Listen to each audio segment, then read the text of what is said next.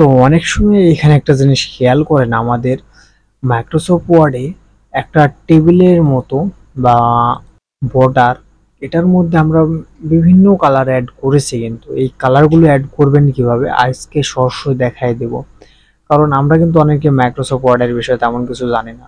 তো না জেনে থাকলে আমাদের অনেক সময় এই ভুলটাই হয়ে থাকে। তাই সব সময় আমরা কিভাবে অ্যাড করব সব কিছু যদি জেনে থাকি, তো মাইক্রোসফট ওয়ার্ডের প্রতিটা জিনিসই কিন্তু আমরা তৈরি করতে পারবো। তো ভিডিওটা না টেনে পুরোপুরি দেখতে থাকুন। আর আপনি যদি আমার চ্যানেলে নতুন হয়ে থাকেন আর প্রতিটা ভিডিও যদি না দেখে থাকেন, আমার এই ভিডিওর লাস্টে ডেসক্রিপশনে লিঙ্ক পেয়ে যাবেন। আর তাছাড়া আমার ইউটিউব চ্যানেলে প্লেলিস্টের মধ্যে মাইক্রোসফট ওয়ার্ডের বিষয়ে প্রতিটা ভিডিও পেয়ে যাবেন। যদি আপনি প্রতিটা ভিডিও দেখে থাকেন তো মাইক্রোসফট ওয়ার্ডের বস হয়ে যাবেন, এবং আপনাকে মাইক্রোসফট ওয়ার্ডের বিষয়ে অন্য কোনো চ্যানেল বা অন্য কোথাও সার্চ করা লাগবে না। প্রতিটা ভিডিও আমার মাইক্রোসফট ওয়ার্ড বেসিক যে প্লেলিস্টটা খুলছে ওখানে আপনি প্রতিটা ভিডিও পেয়ে যাবেন। আপনি যদি আমার চ্যানেল নতুন হয়ে থাকেন অবশ্যই সাবস্ক্রাইবটা করে দিবেন এবং পাঁচটা বেল আইকনটি অল করে দিবেন পরবর্তী ভিডিওর জন্য।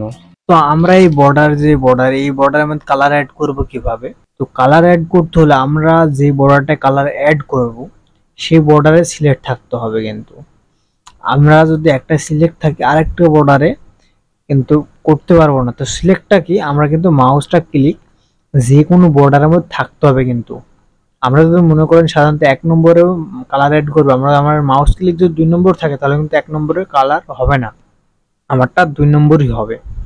তাই যে লাইনটা আপনারা কালার করতে চান সেই লাইনটাকে সিলেক্ট করতে হবে। আমি প্রতিটা লাইনই কালার করে আপনাদের দেখাবো। আমি সর্বপ্রথমে আসলাম 1 নম্বর লাইনে। তো আমরা কিন্তু কালার এখান থেকে ফন্টের কালার সবকিছু কালার চেঞ্জ করতে পারি। আমরা যেহেতু এই বর্ডারটা কালার চেঞ্জ করতে চাই পুরোটা, তাহলে কি করবো, এখানে আমাদের দেখেন একটা জিনিস, এখানে আমাদের একটা মগের মতো মানে রং ঢালা মতো দেখাচ্ছে, কারণ হলো আমাদের ফিল্ড। সাধারণত আমাদের ফিল্ডের এইগুলোকে ফিল্ড বলে, ফিল্ড কালার। আমাদের এখানে জাস্ট ক্লিক করলে কোন কালার নিতে চাই, আমি জাস্ট মনে করেন এই কালার নিলাম এবং তারপরে নিচেরটায় ক্লিক করি। আমাদের যেমন কালার এক কথায় কাস্টমাইজ করে প্রয়োজন হয় আমরা তেমনই কালার প্রয়োজন করতে পারি বা তেমন কালার নিতে পারি। কিন্তু তাইলে আপনি এখান থেকে অনেক কালার কিন্তু চেঞ্জও করে নিতে পারবেন, কোনো সমস্যা নাই। আপনারা যেমন ইচ্ছা তেমন কালার করে চেঞ্জ করবেন এবং সেমন কালারই এখানে কিন্তু পেয়ে যাবেন।